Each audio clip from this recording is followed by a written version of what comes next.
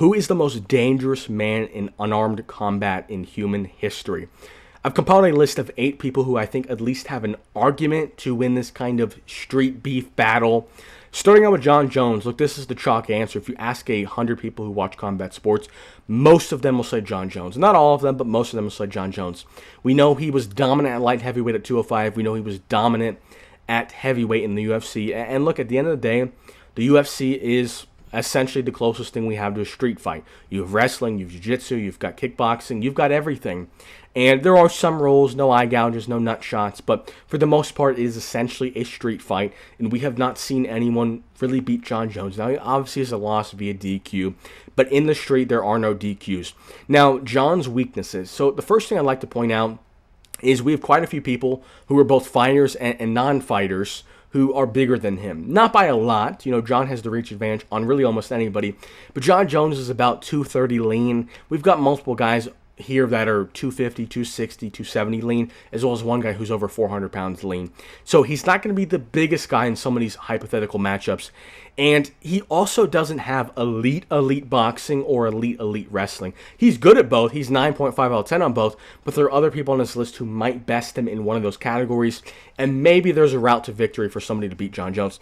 Number 2, we've got Francis Ngannou. Look, Francis was supposed to fight Jon Jones. For whatever reason, they didn't end up fighting, whether it's Jon Jones' fault, whether it's Dana White's fault, I don't know.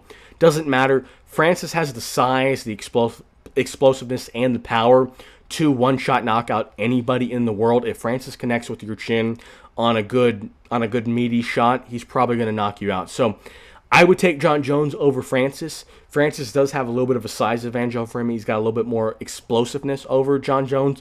But I think Jon Jones' IQ, I think Jon Jones' length, I think his wrestling would help him beat Francis. Now, Tom Aspinall, another UFC heavyweight champion who was supposed to fight Jon Jones. Look, this is a close one. Tom Aspinall is taller. He is younger. Now, obviously, it depends on when we're talking about this. This is Jon Jones in his prime versus Tom Aspinall in his prime. Jon Jones in his prime was a 205er, so it's even smaller in comparison to what he currently would be. I think it's close to a 50-50. You know, Aspinall obviously has a very good 1-2 down the pipe. Very good wrestler, very good jiu-jitsu practitioner. I would probably lean Jon Jones. You know, Jon Jones in a must-win to survive. I would go 55% chance Jon Jones beats Tom Aspinall. I just trust him a little bit more. He's very rangy. He's very crafty. He's got a high IQ. I'd probably lean Jon Jones. Now, the last UFC fighter we have on this list is going to be Alex Pereira. He obviously is the smallest guy we've discussed. You know, he's a little bit thinner than Jon Jones, but they both are 205ers. You know, truly, they're both 205ers at the end of the day. Even though Jon Jones is a heavyweight now, well, now he's retired, but most recently fought a heavyweight. I think Alex Pereira's speed in boxing in the most recent fight with Magomed Ankalaev, if we see that speed, Alex Pereira fighting anybody in the street with that quickness, I mean, I think Alex Pereira very well could knock out anybody. With that speed, with that ranginess, with that hunter mindset, you know, straight boxing, if there's just a straight boxing match, and no one's to say in a street fight Jon Jones wouldn't just wrestle Alex Pereira, but just boxing, if it's Francis versus Alex, if it's Tom Aspinall versus Alex, I think Alex has a shot, a 30-40% shot. Now, Jon Jones versus Alex in a street fight, I think Jon Jones takes him down, so I don't think he could win. Now, kind of a sleeper pick, and this is where we get outside the UFC. We're looking at outside the box. I've got Brian Shaw, 6'8", 430, the strongest man in the world. You know, maybe not currently, but he's one of the strongest in the world. Look, size is important. You know, Jon Jones, 6'4", what is he going to fight at 235, 245? Brian Shaw's about double the size. Longer arms, he's taller, he's thicker, bigger kneecaps, bigger out. I mean, he's just a much bigger person. And I think Jon Jones would win, but Brian Shaw would be a problem. You know, he did that exhibition boxing match with Eddie Hall. Brian Shaw would be a problem. You know, I'm not saying these 4 guys before wouldn't beat him, but he would be a nightmare. You know, he's not going to be an easy guy with how big his head is, with how thick his neck is, how big those traps are. Brian Shaw would cause problems if he fought anybody on earth. Next, we've got Mike Tyson. In his prime, obviously not current Mike Tyson. Look, he's got some disadvantages. He's going to be a very kind of short, not very rangy guy. He doesn't have the wrestling.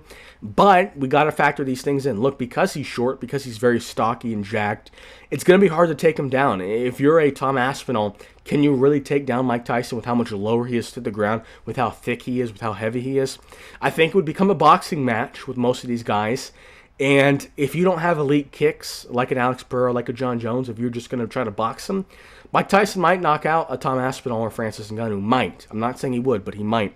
Now, another boxer, we got Tyson Fury, and you could go with any heavyweight boxer, Deontay Wilder, you could go with AJ. Any of those big boxers, obviously these heavyweight boxers, they're better at strictly boxing. So maybe if they got a Tom Aspinall and they were able to stuff the takedown in the street, maybe they could outbox him, but I find it unlikely.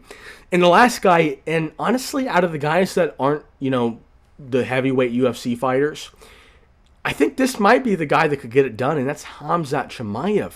Look, I know he's only at 185, but he's an elite wrestler, and wrestling kills. If Khamzat could take down DDP with ease, could he take down an Alex Pereira with ease? Could he take down a John Jones with ease? I would not be surprised if Khamzat in a street fight took down Francis. I wouldn't be surprised if you take him down and put him in mount. Khamzat could hypothetically submit or ground and pound any of these guys to knockout. So I think Khamzat would run into problems with Brian Shaw with how big Brian Shaw is.